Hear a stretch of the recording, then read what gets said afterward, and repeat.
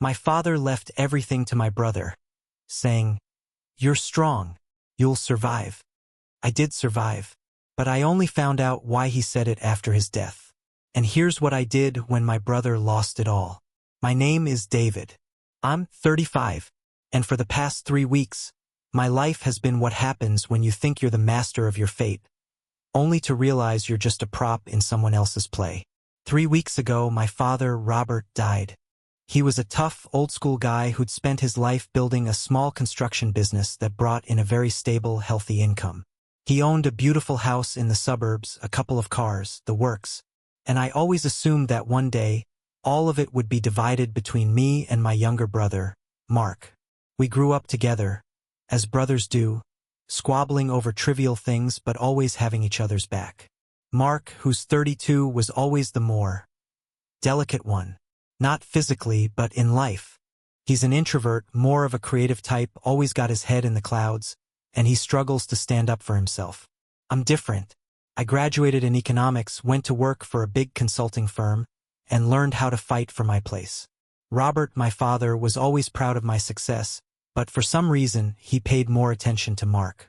I put it down to Mark being the younger, less capable one who needed more protection. It never bothered me. I carved out my own path and didn't really need handouts from my father. I have my own apartment, a good salary. I wasn't dependent on him. Then it happened. Cancer. Fast. Brutal. My father was gone before we even had a real chance to say goodbye. I remember standing at the notary's office, me, Mark, and his wife, Sarah. The reading of the will. It was a punch to the gut. Every word echoed in the empty room. The house, the business, even the car, all to Mark. All of it. For me, only his old vinyl collection, the one Dad and I listened to when I was a teenager.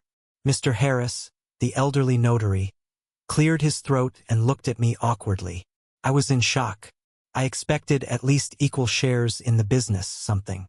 But not a record collection.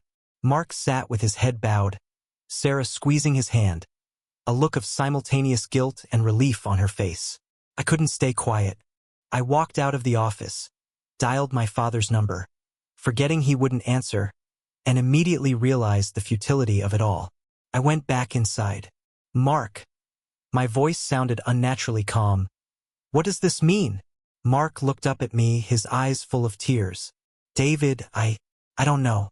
Dad decided this himself." "I want to know why," I said, addressing Mr. Harris. The notary nodded and opened another sealed envelope. Inside was a letter. Just a few lines, written in Dad's slightly messy handwriting. He'd written it a week before he died. I took the paper, feeling my hand tremble. I read it. "David, my son, you are strong. You will always survive. You have an iron will and a sharp mind. You will achieve everything on your own. But he won't. Mark needs this. He is weak.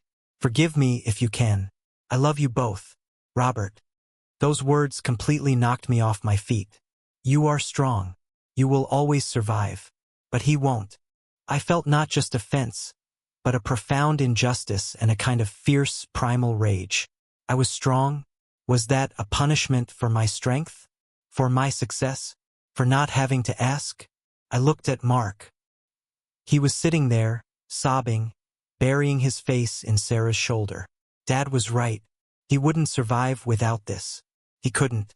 In that moment, something inside me broke. I had always known my relationship with my father wasn't perfect, but I believed in our bond. I believed he valued my efforts, but he had simply written me off like a strong soldier who doesn't need armor. "Fine," I said, dropping the letter on the desk. "So be it." I didn't make a scene, didn't demand explanations. I just left. For 3 weeks, I didn't speak to Mark or Sarah. I needed to process it. It wasn't the vinyl collection that stung. It was the sentence. "You will survive, but he won't." It didn't sound like an acknowledgement. It sounded like a sentence. A sentence that meant I would always be second best, that my feelings didn't matter because I was strong. On Thursday, I drove to my father's house. Mark was already living there. He'd moved in immediately. I pulled up and got out of the car. Mark was working in the garage. He looked up, his eyes bloodshot. "David," he started. I'm so glad you came. I wanted to talk. Don't bother. That's not why I'm here. I cut him off, my tone ice cold. I came to get my vinyl. I collected the records. They smelled of old dust and my father's cologne. As I was about to leave, Mark approached me. David, please. I know you're upset. Dad, he was just scared for me. Mark, you know what? Dad was right, I said, looking him straight in the eyes. I survived. I will survive. And I'm not even going to try to understand what he meant. Just enjoy what you've been given. I got into my car and drove away. I didn't need their pity, their excuses. I needed him to see that his weak brother had become my enemy in this life. And this is where the strangest part begins. Immediately after that conversation, as I was sitting in my apartment, trying to make sense of those damn records, I got a message from Mr. Harris. He urgently requested a meeting. I thought it had to do with inheritance paperwork, some small details. But what he told me that evening when we met at a cafe completely changed everything. I finally understood why my father had said, "You are strong. You will survive." But he won't. It wasn't an justification for his decision. It was an explanation. I sat there, looking at Harris, and he, an old, tired man who had apparently kept this secret for decades, finally made up his mind. David, he said, placing a thin folder on the table. I had no right to talk about this while your father was alive, but now, Robert wanted you to know the truth. When he was dying, he told me you had to find out why he acted that way. I didn't know what to expect. That my father had gambled everything away? That he had secret debts? Harris opened the folder and showed me an old, yellowed birth certificate. Mine. And there, in the father section, was a completely different name. Johnson. I, David, was not Robert's biological son. I am not his son. That was the moment the ground gave way beneath my feet. My entire life, all my confidence, all my strength. It was all based on a lie. I sat there, in that noisy cafe, and inside me was an absolute, ringing silence. I felt nothing. No anger, no hurt, just emptiness. This was why. This was why Mark got everything. He was his son. And I was just the adopted, strong guy who didn't need help. I will survive. I took the folder. I stood up, and I left without saying a word. Mark, the business, the house. In 3 weeks, my world had been turned upside down. And now I knew that my survival would not just be survival, but revenge. Or maybe proof that Robert was wrong. My game had begun. The birth certificate wasn't the only thing he left me. The deeper I dug into my past, the more I realized Robert's weakness argument was a deliberate lie. I watched my brother start to crumble, and I almost felt pity. Almost. That moment in the cafe with Mr. Harris is a blur now, a static-filled snapshot in my memory. I don't remember leaving or the drive back to my apartment. I just remember standing in my living room, the thin manila folder clutched in my hand, staring at the name, James Johnson. That was my real father, my biological father. The irony wasn't lost on me. Robert, the man who raised me, told me I was strong and would survive. Now I knew why that strength was so important to him. It was my only inheritance from him, a protective layer against the truth he kept hidden for 35 years. The emptiness I felt initially quickly curdled into something colder, sharper. It wasn't the pain of a son rejected. It was the rage of a man fundamentally betrayed. Every shared laugh, every serious talk about my future, every time he told me to toughen up. It was all a performance, a well-rehearsed scene from a life that wasn't mine. He was acting the part of a father, and I, the strong son, was just playing along. I spent the next week, the 4th week since Robert's death, doing the kind of deep dive I usually did for corporate clients, only this time the subject was me. I used every contact, every loophole, every database trick I knew. Mr. Harris had given me more than the birth certificate. There was an old letter from my biological mother, Maria. She'd apparently been a college sweetheart of Robert's, got pregnant by this James Johnson during a rough patch, and then Johnson disappeared. Robert, being the decent guy he was, married her and raised me as his own. Maria died when I was 6, and Robert never mentioned any of it. He'd erased James Johnson from the world, and apparently from his own heart. The most jarring discovery came when I looked into James Johnson. He wasn't some deadbeat. He was a moderately successful civil engineer who had, coincidentally, passed away about 5 years ago. He had remarried and had 2 daughters. He lived 2 states away. He had a whole other life, and I was the ghost from his past. I felt nothing towards him, only a chilling sense of detachment. Robert was my father regardless of genetics, but he was also my deceiver. Meanwhile, Mark started his reign as the new king of Robert's construction empire. I made a point of watching him, not openly, but through the tight network of people I knew in the local business community. Robert's company, our Harris & Sons, was a well-oiled machine, relying heavily on a few key government contracts and Robert's long-standing personal relationships. Mark, bless his weak heart, immediately started making changes. He fired the longtime business manager, a man named Tony who was the actual brains behind operations, claiming he needed fresh energy and a modern approach. Tony was a good man, loyal, but Mark saw him as Robert's shadow. That was the first alarm bell. The new manager Mark hired was a fast-talking guy, a former college friend, who promised to streamline everything and bring in disruptive technology. I heard the buzz through a colleague on the city planning board. The contracts that Robert had secured so carefully were starting to wobble. Mark wasn't showing up to the regular, personal lunches with city officials that Robert had maintained for years. He was sending the new guy who they didn't trust. Relationships in this business are everything, and Mark was severing them one by one. I didn't call him. I didn't warn him. I was watching the whole thing like a spectator at a slow-motion car crash. My initial fury was replaced by a strange, calculated apathy. Robert gave him everything because he thought he was too weak to build his own life. My mind started running scenarios. How long until Mark screwed up the huge drainage project Robert had just secured? How quickly would the debt collectors circle when the cash flow dried up? One evening, I saw Mark and Sarah at a restaurant I frequented. They were in the corner booth, looking decidedly less comfortable than they had at the notary's office. Mark was agitated, running his hand through his hair. Sarah was talking, her voice low but urgent. I knew instantly it was about the business. They looked tired, not like the relieved heirs from 3 weeks prior. They looked like 2 people standing on a sinking ship, only they didn't realize how quickly the water was rising. A flash of pity, a genuine, sharp, painful feeling, hit me. He was my brother. We shared a childhood, shared a father's name, even if it wasn't mine by blood. Was I really going to stand by and watch him destroy himself and the only legacy the man who raised me had left? I finished my coffee and walked towards their table. I had decided in that moment that I would offer him an olive branch, a path out. I would tell him to rehire Tony, to slow down, to respect Robert's way of doing things. Maybe, just maybe, I could show him that being strong meant knowing when to ask for help, not just being able to survive a beating. But as I approached, I overheard a fragment of their conversation. Mark was arguing fiercely. "It's fine, Sarah. That old fossil Tony was holding us back. I just needed to take out that second mortgage on the house to cover the new equipment.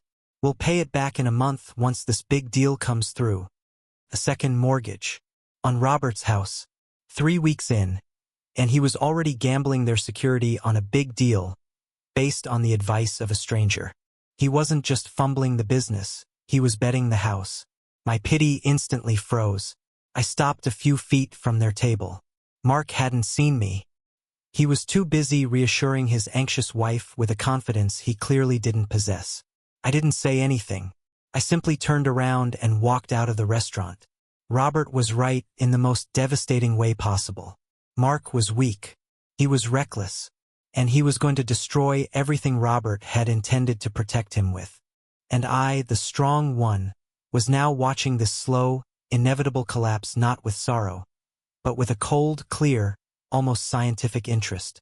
Robert wanted me to survive. I would survive this too. And Mark? His survival was no longer my concern. My game of revenge, or perhaps self-justification, was about to enter its next phase. I needed a closer look at that drainage project Mark was so confident about. A very, very close look. Mark's reckless bet on the business was the last straw. I had the critical financial data proving he was drowning, but I kept it secret. Then his wife, Sarah, called me hysterical and threw a curveball that made me confront him face to face. The confrontation wasn't about the money. It was about Robert. The 5th week after Robert's death. Everything was accelerating, like a freight train speeding towards a collapsed bridge. My initial rage over the truth, that I wasn't Robert's son, had fully transmuted into a cold, clinical focus. Mark's incompetence had given me a new, perverse objective: to prove Robert wrong about me being emotionally expendable, and prove him right about Mark being utterly incapable. The inheritance wasn't a protection. It was a ticking bomb handed to a child. I leveraged my contacts to get a full, unofficial briefing on the massive municipal drainage project, the one Mark had recklessly secured that second mortgage for. It was a disaster waiting to happen. Robert had meticulously planned the bid with specific, expensive, and reliable suppliers. Mark's new manager, the fast-talking college friend, had scrapped all of Robert's plans and substituted cheap, untested materials from a new vendor promising impossible savings. It was fraud, plain and simple, a corner-cutting scheme that would fail inspection and potentially lead to massive penalties. I had the proof. A detailed spreadsheet showing the discrepancy in materials cost and the projected failure rate. I kept it locked down. I could have anonymously tipped off the city inspectors and saved the project from turning into a public scandal, saving Mark from financial ruin. But I didn't. I was waiting for the perfect moment. I wanted him to crash, completely and unequivocally. That's what the strong do. They watch the weak fail their own test. The tension became almost physical. Every day I expected a news alert about our Harris and Sons collapsing. Mark was spiraling, trying to appear confident but failing miserably. He'd posted a celebratory photo of the new, massive excavator, the reason for the mortgage, on social media. A childish show of confidence. Then the phone rang. It was Sarah, Mark's wife. I hadn't spoken to her in a month. Her voice was thin, ragged, right on the verge of breaking. "David, please. You have to talk to him." "He won't listen to me?" she gasped, sounding completely hysterical. "Sarah, I told you I'm not getting involved in his business," I replied, keeping my voice flat. "That was his inheritance. It's his problem." "No, it's not just the business. He's mortgaged the house, the one Robert left him. He said if this drainage thing falls through, we lose everything. And the workers haven't been paid this week because he bought that stupid excavator." That confirmed my data. Mark was hemorrhaging cash and making catastrophic decisions. This was exactly what I had been waiting for. "I can't help you, Sarah," I repeated, preparing to hang up. I was resolute. "Wait, David, please. You don't understand." Her tone shifted, becoming sharp, accusatory, and utterly desperate. "You know how Robert always protected him, David. You know why he did it." I froze. My grip tightened on the phone. Did she know? Did she know the secret? The adoption? I felt the adrenaline spike, that sudden cold dread. "What are you talking about, Sarah?" I demanded. "Robert told Mark the truth," she choked out. "Just before he died. He sat him down and told him the real reason you got nothing. He told him you were the one who always demanded more from him, even as a child. He told Mark that you told Robert his business wasn't ambitious enough for your degree. He said he left Mark everything because you alienated him years ago by becoming too big for the family. He said it was an act of final, protective love for the son who stayed humble." I disconnected the call. I didn't hang up. I slammed the phone on the desk. It wasn't the secret of my birth. That was the real lie Robert had told. He hadn't just deceived me about my parentage. He had poisoned Mark's mind with a final, vicious fabrication about my character. A story that justified his favoritism and kept me permanently locked out. I was the demanding, arrogant, ungrateful son who had scorned his father's life's work. This wasn't about money anymore. This was about reputation. About my history with the only man I'd ever known as Dad. Robert had used his death to paint me as the villain and Mark as the pure, victimized heir. I immediately drove to the old house. The tension, the carefully controlled apathy, shattered into a white-hot fury. When I got there, Mark was in the kitchen, staring blankly at a pile of invoices. He looked defeated. His clothes were rumpled. He hadn't shaved. He looked up and saw the rage in my eyes. "David? What are you doing here? I told Sarah I didn't want to talk to you." I walked right up to him, my fists clenched, and slammed the folder containing the financial proof of his impending disaster on the counter.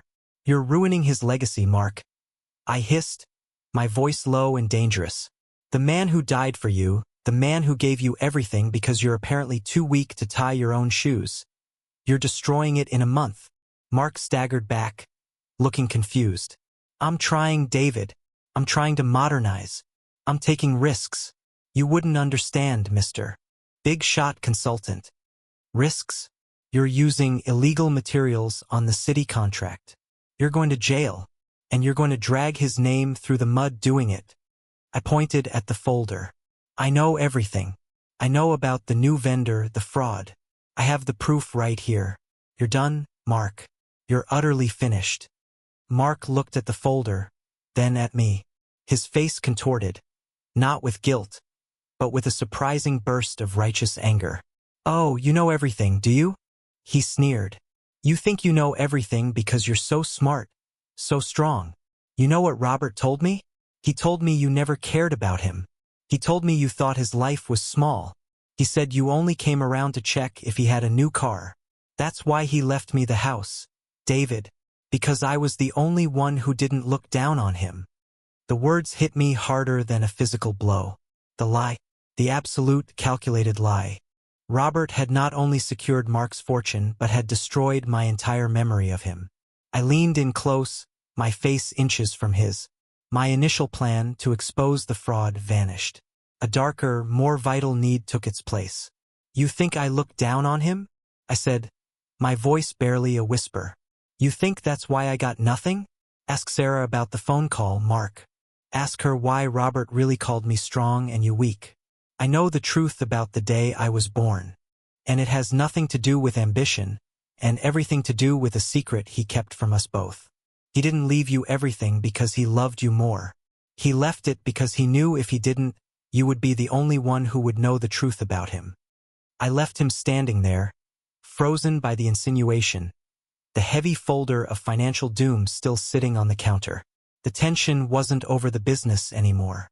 It was about which version of Robert was the true one, and which brother would survive this final, fatal revelation. I had thrown the first stone, but the battle was far from over. I told Mark I knew the truth about my birth, but I lied about Robert's real motive. The game of emotional destruction was underway. Then the city froze Mark's assets, and the bank called the loan on the house. Mark finally looked at me, not with anger, but with desperation. He asked for help, and my father's words echoed, "You are strong. You will survive." My choice was agonizing. The immediate aftermath of my confrontation with Mark was chaos. My parting shot, the cryptic accusation about Robert's true motive, had done more damage than any financial audit could. I didn't wait to see Mark's reaction. I just walked out, leaving the folder with the devastating evidence of fraud on the pristine kitchen counter. I had planted the seed of doubt, and now I waited for it to germinate. My calculated indifference broke the moment I got home. I realized I had used the ultimate truth, my non-biological link to Robert, not to find peace, but to weaponize Mark's own grief and insecurity. Robert's lie about my character, the one he told Mark, had cut deeper than the birth certificate ever could. And I responded with a lie of my own, twisting Robert's words to imply he was hiding some darker secret about Mark, making Mark feel his inheritance was a consolation prize, not a genuine gift. I had become just as manipulative as the man who raised me. Over the next 2 days, the collapse I had predicted went from slow motion to instantaneous. The city's public works department caught wind of the cheap materials being substituted in the drainage project. A leak I knew didn't come from me. Someone else, maybe the fired manager Tony or a disgruntled foreman, had gone to the authorities. The news broke like a dam. The city immediately suspended all contracts with R. Harris and Sons and launched a full investigation into fraud and misappropriation of funds. They froze the company's operating accounts. That same afternoon, the bank called the loan. The second mortgage Mark had taken out on the house was tied to the cash flow from those city contracts. With the accounts frozen, the house was immediately forfeit. Mark was facing criminal charges, the company was bankrupt, and he was about to lose the only thing Robert had explicitly left him, the roof over his head. All within one devastating week, the 6th since Robert's funeral. Then Mark called. It wasn't the voice of the defiant, spoiled heir. It was the broken, scared voice of a child. David, they froze everything. The bank is foreclosing. I don't know what to do. The house, we have 48 hours. I listened to him, leaning against my own kitchen counter, the silence in my apartment suddenly deafening. What do you want me to do, Mark? I asked, my voice calm, almost detached. Help me, he whispered. You know how this works. You're the consultant. You know the legal loopholes. You have money, David. Just enough to hold off the bank for a few weeks until I can talk to a lawyer. Please, just the house. Don't let them take the house. This was it. The moment I had anticipated. The moment that tested my strength. He wasn't asking for the business, which was irreparable. He was asking for the house, the emotional core of Robert's legacy. He was asking for an act of brotherly love. The moral dilemma was agonizing. Option A, let him fail. Robert said I would survive. He implied I should. If I let Mark lose the house, the business, and face the consequences of his recklessness, it would be the ultimate proof that Robert's favoritism was pointless. It would prove that my strength was superior. It would be my revenge. I had the means to watch him fall and feel nothing but cold satisfaction. Option B, help him. If I stepped in, I would be saving not just Mark, but Robert's memory. I would be proving that I was the better man, the one capable of unconditional love, despite the lies. But it would be an act of profound self-sacrifice, using my money and resources to rescue the man who inherited everything while I got a box of old records. It would be an admission that, perhaps, Robert was right in a twisted way, that I was strong enough to sacrifice myself. I closed my eyes, and Robert's letter burned into my memory. You are strong. You will always survive. He won't. I spoke into the phone, and my voice wavered slightly for the first time. Mark, you had everything. You had the business, the house, the contracts. You had the chance to honor Robert, and you squandered it in a month. I know I did, but I messed up. Please, David, please. For Dad. Don't let his house be taken by the bank. I'll pay you back. I swear I will. I'll do anything. I heard the genuine distress in his voice. He was truly broken. I had wanted him to break, but seeing it happen, hearing the plea, brought back 35 years of shared life. The truth is, Mark, I began, my voice hardening slightly, preparing to deliver my final, crushing blow. The reason Robert left you everything wasn't because he thought you were humble, and it wasn't because he thought I was a jerk. It was because he wanted to buy your silence. He knew I'd survive the truth about my birth, but he thought you were too weak to handle what he truly was. I paused, letting the implication hang heavy in the air. What are you talking about? Mark stammered, his desperation momentarily overridden by confusion. Ask Mr. Harris for the rest of the file, Mark. There's a note he gave me about the company's original incorporation in the 80s. Go look at it. Find out who really owned that land the business was built on, and who Robert took it from. He didn't just build R. Harris and Sons. He bought silence with a lifetime of kindness and then a final inheritance. I had just thrown a nuclear-grade plot twist into his life, one I hadn't even planned to reveal. I was using a financial secret I had uncovered during my corporate deep dive to deflect from my own moral dilemma. It was a vicious move. I have to go, Mark, I said finally. I can save the house. But you need to decide if you want to be saved by the brother you think looked down on your father, or if you want to find out the whole truth about the man who gave you everything. I hung up, leaving him with the terrifying choice. My decision on the money was still unmade. The only thing certain was that Mark now faced two equally devastating truths: a financial ruin that was imminent, and a historical ruin of his father's reputation that was perhaps far worse. And I, the strong one, was the gatekeeper to both. I felt a surge of cold power, but beneath it, a horrifying realization. I hadn't survived my father's lies. I had simply learned how to tell my own. The moment of truth arrived. Mark chose the dark secret over saving the house. I revealed the final, devastating lie that defined Robert's life. I had the power to save my brother from ruin, but in the end, I only proved that strength isn't about surviving a fall. It's about deciding who to push. Mark called me back 2 hours after I hung up. His voice was no longer broken or desperate. It was flat, hollow, and terribly calm. "I went to Mr. Harris," he said. "I didn't ask him about the money. I asked him about the note, the land." He looked sick, David. He just handed me the folder and told me to read it. The suspense was over.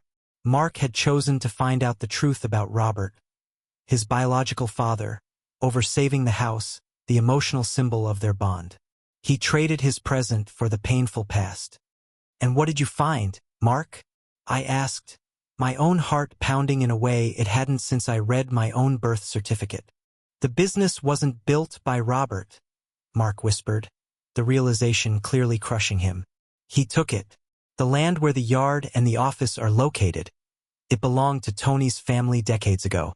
Tony's father. Robert forced them out during a local government zoning scare in the early 80s, leveraging his influence. They lost everything. Robert didn't just hire Tony years later, David. He brought him on, gave him a good salary, and made him the company manager as a lifetime act of restitution. That was the real secret. Robert, the man who preached honesty and hard work, was a thief. He built his empire on a foundation of betrayal, then spent his life trying to atone by protecting Tony's future and ensuring his own weak son, Mark, would be shielded from the truth of the tainted money. His final will, the one that favored Mark, wasn't about love or strength. It was an act of emotional insurance. If Mark stayed humble and uncritical, he'd keep the secret. If I, the strong one, fought it, I'd expose Robert's initial sin. The only thing Robert thought was worth saving was his own reputation. I stated, the realization stripping away the last of my anger. "He thought if he gave you everything, you'd be too grateful to ever dig deeper.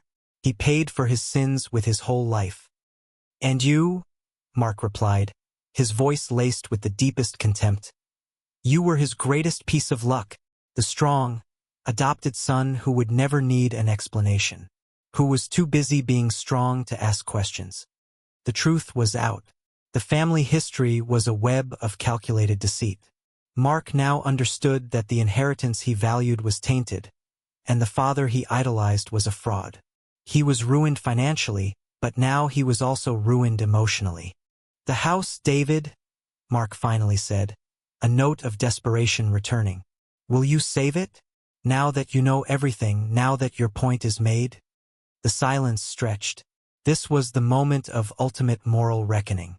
I had the proof of Robert's lies, but now I had to choose my own path. Was I truly the man Robert had described, the one who would always survive, the one whose moral compass was unbreakable? Or was I just a reflection of his own manipulation? I looked at my bank account balance on my computer screen. The amount was more than enough to cover Mark's debt, delay the foreclosure, and hire the best lawyers to fight the city's fraud charges, which were largely based on Mark's naive, rather than malicious, decisions. I could save him. "No, Mark," I said, the word coming out steady and final. "I won't save it." Mark didn't argue. He didn't plead. He just sighed. "Why?" "Because Robert was wrong about strength," I explained, the words feeling like a personal creed. "He thought strength was about being able to build an empire or survive on your own. But strength is knowing when to stand up for yourself and when to let others stand for you. You never learned to stand up for anything, Mark. You just took what was given." I paused, letting the harsh truth land. "I found out I wasn't his son and I survived. You found out he was a fraud and you crumbled. The only thing you ever had to worry about was losing the easy life he gave you. Now you have to face the real one. I won't save the house because you have to learn how to build one. You have to learn how to survive just like Robert knew I would. I hung up. I didn't save the house. I let the bank take it. I let the business die. I watched Mark and Sarah move out of the neighborhood, taking nothing but clothes and the memory of their ruined family. I never spoke to Mark again. I never told him about my own birth certificate. I kept that secret, my own secret of being James Johnson's son, as the final piece of my survival. Robert's final test was whether I would break his weak son. I didn't break him. I simply removed the safety net. Sometimes I think about those vinyl records, the only thing Robert gave me. They represent the life that was real, the life we shared before the lies took over. I am strong. I did survive. But I often wonder, sitting here in my own quiet, expensive apartment, watching the city lights, did I prove Robert wrong about my moral fiber? Or did I prove him right about my ruthless ability to thrive at the expense of others? The inheritance was gone, but the conflict remains. I survived, yes, but at what cost did I buy my own survival? And will I ever be able to forgive the man who made me this way? That's a question only the strongest of us can answer.